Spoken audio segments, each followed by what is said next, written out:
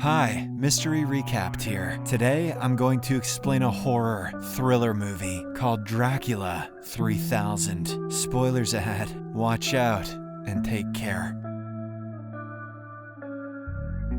The movie opens with a video recording of a man named Captain Varna, who is aboard a spaceship called Demeter. He holds a crucifix in his hand and speaks about an impending disaster, while a machine in the background counts down to self-destruction. But moments later, the machine announces that the self-destruction has been aborted and the system has returned to normal. Upon hearing this, Captain Varna screams, and the video feed suddenly cuts out. The scene then shifts to the year 3000, where we see a deep space salvage ship named Mother 3. Van Helsing, the ship's captain, announces that after 50 years of being lost, they have finally discovered the abandoned spaceship Demeter. Van Helsing and his crew are therefore on a mission to investigate it, hoping to return it to Earth and salvage it for money. Next, we meet the rest of the crew, which includes Vice Captain Aurora, a stoner named 187, and a disabled professor named Arthur who uses a wheelchair. Why do space movies never have people who could feasibly go to space? Then there's a muscle man named Humvee and the navigation intern, Mina. At first, only Mina and Humvee board the Demeter and explore its interior, while the others monitor them from Mother 3. The two soon realize that the ship is completely empty, and when they remove their masks, they notice a foul smell in the air. Despite this, they assume the ship is safe and decide to invite the rest of the team aboard. The crew is then divided into groups, and they begin to explore the various sections of the ship. We then return to Captain Varna's video log from the year 2950. He states that the engine is not working and the communication system is also down. He mentions that more than half of the crew has become infected with something he has never seen before. As a result, the few unaffected individuals have locked themselves in their quarters, but are unsure how long they can survive in this condition. In the present, the team is exploring the ship when they discover the corpse of Captain Varna in one of the rooms. The deceased is tied to a chair and clutching a crucifix, which astounds everyone. Van Helsing then announces that they should return the ship home and also give this man a proper burial. However, Aurora protests, claiming they do not know what happened to the ship or this person. She suggests they leave and simply report it to the authorities, but the men laugh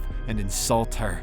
The space authorities? Mina also claims to have a bad feeling about the situation, but the others dismiss this as well. It turns out that they could earn around $15 million for this ship, so they do not want to pass up such an opportunity. Even if adjusted for inflation, that's about $3. However, just as the crew is about to return, Mother 3 abruptly detaches from the Demeter. Arthur tries to regain control, but his efforts are futile, leaving them stranded in Demeter with no way to communicate. Meanwhile, Humvee and 187 follow the source of the foul odor and arrive at a room filled with coffins. 187 speculates that the coffins might contain some space weeds and proceeds to open one. However, he's disappointed to discover that there's nothing inside except some sand, which she will likely attempt to roll into a doobie. Following this, Humvee suggests they return to the rec room to rejoin the others, but 187 decides to stay behind to open more coffins in hopes of finding weed. Unfortunately, as soon as Humvee departs, 187 is mysteriously attacked by an unseen figure. In another part of the ship, Van Helsing is watching a video log of Captain Varna, hoping to find some information. In the video, the captain reveals that they were departing from a planet called Transylvania with a shipment of coffins. Man, Van Helsing is then suddenly startled by a loud scream and rushes towards it. The rest of the team also hears the sound and gathers in the room with the coffins. They discover 187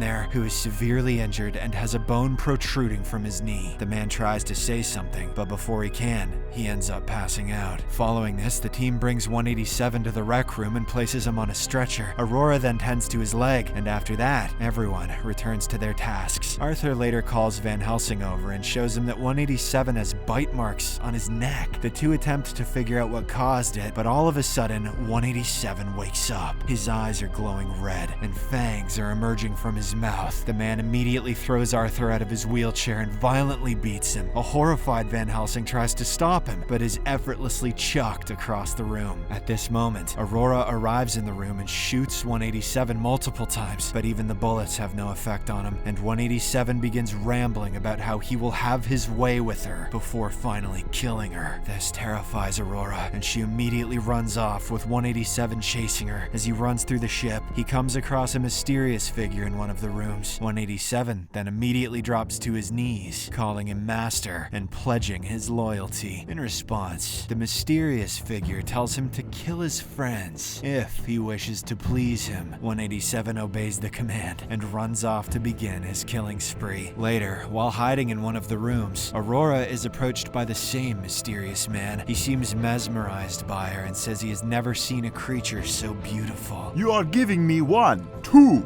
3 little boners. Ah ha ha.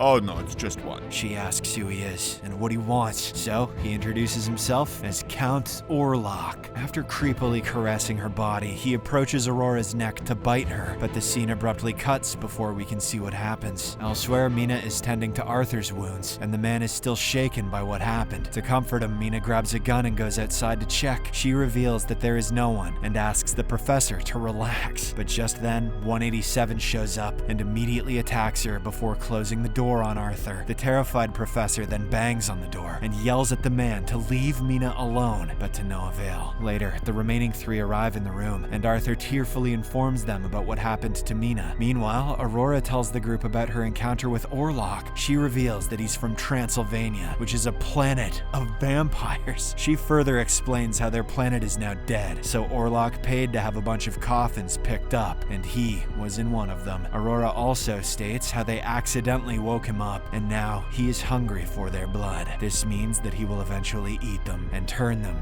into vampires. Everyone is shocked by the revelation, but they're even more confused as to why Orlok would let Aurora go unharmed. She tries to reason that maybe she's not his type, but the others don't believe that. They then examine her body for any bite marks, but there are none. Aurora begs them to trust her and insists she's not a vampire, but despite this, a suspicious Van Helsing ties her up, just in case she's lying and plans to attack them. He then orders Humvee to keep an eye on her while he and Arthur go out to the main deck to start the ship. Afterward, Aurora tries to convince Humvee to release her, but he refuses to listen. She even tries to seduce him by offering to strip her naked to check for bite marks, but Humvee still refuses. You think just because my name's Humvee, I'm stupid? Elsewhere, Arthur and Van Helsing search the internet about Count Orlok and discover that Orlok is just a pseudonym for Dracula. While researching vampire lore, they learn that these vampires were once defeated by a man named Van Helsing centuries ago. Arthur then tells his captain that he must be related to the original. This could be why they are here, and Dracula is looking for him to exact his revenge. However, Van Helsing doesn't believe this and says that maybe the whole thing is just a coincidence, or the imaginings of a stoned idiot trying to break into Hollywood. Meanwhile, Aurora is still persuading Humvee to let her go when 187 starts banging on the door outside. He cries and begs to be let in, claiming that he's about to die and requires urgent help. Aurora tells Humvee not to open the door, but the man feels bad because 187 is a close friend. After much persuasion, he finally opens the door and allows his friend in. However, this proves to be a huge mistake, as 187 immediately changes his attitude and attacks Humvee. Hearing the screams, Van Helsing rushes in and shoots 187 several times, but nothing happens to him. He instead begins bragging about how he's a vampire and immortal. While 187 is distracted, Humvee sneaks up behind him and drives a pool cue through his heart. This turns out to be effective, prompting the vampire to finally collapse. Next, Aurora asks the men to release her, but they're still suspicious of her. Van Helsing wants to know why Dracula didn't bite her when he had the opportunity. With no other option, Aurora finally admits that she is not a real person, but rather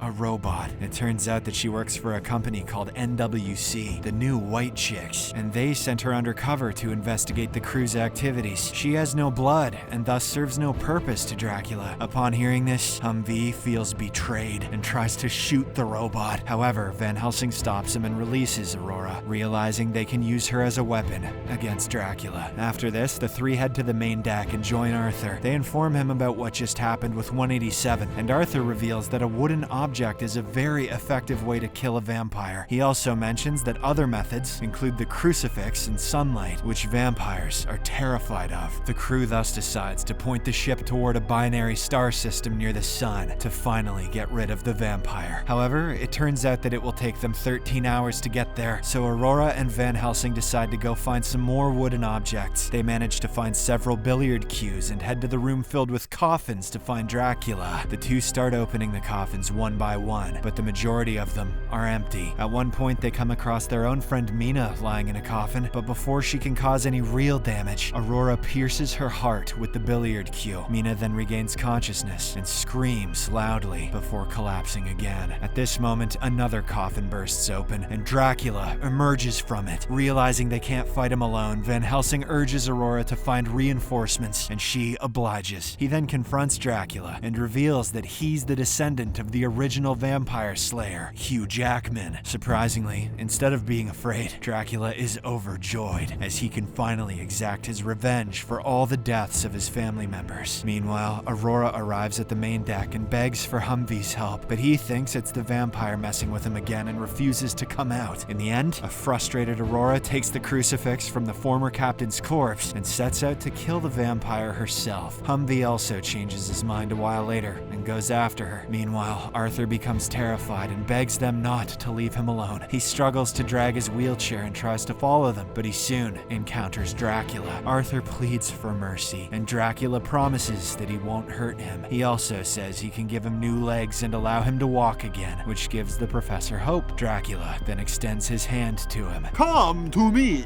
And the professor reaches out for it without hesitation. On the other hand, Aurora and Humvee finally return to Van Helsing, who is badly injured. They try to help him up, but Van Helsing's face suddenly turns sinister. It turns out that he has also become a vampire and proceeds to attack them. He is about to bite Humvee, but Aurora pulls the billiard cue from Mina's body and drives it into Van, killing him. This act revives Mina once again, and she attempts to attack Aurora. However, the brave robot uses her crucifix to keep the vampire away. Humvee then seizes the opportunity to impale Mina with another cue, causing her to collapse again. Later, when the duo returns to the deck, they find the professor passed out. Not knowing what to do, Aurora repeatedly stabs him with the crucifix. Arthur wakes up for a few seconds before collapsing, and it turns out he had already transformed into a vampire. At this moment, a furious Dracula proceeds to enter the deck, and the duo tries to stop him. In the end, they successfully manage to close the door on Dracula, cutting off his arm in the process. As the Demeter draws closer to one of the binary stars, Humvee and Aurora confess to each other that neither knows how to pilot the ship. However, the two are at least relieved by the fact that Dracula's plan to infiltrate Earth has failed. Aurora then reveals that before she was a narc, she was a pleasure robot, and suggests they become intimate. This is music to Humvee's ears, and they thus spend the last few hours of their lives making love. Humvee! Later, we see a video log of Captain Varna one last time, where he announces his intention to sacrifice himself and his ship. The movie then ends with Demeter finally reaching the binary star. However, since they don't know how to steer it, the spaceship explodes, killing everyone on board, including Humvee, Aurora,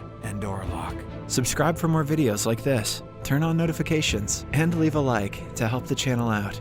Thank you for watching.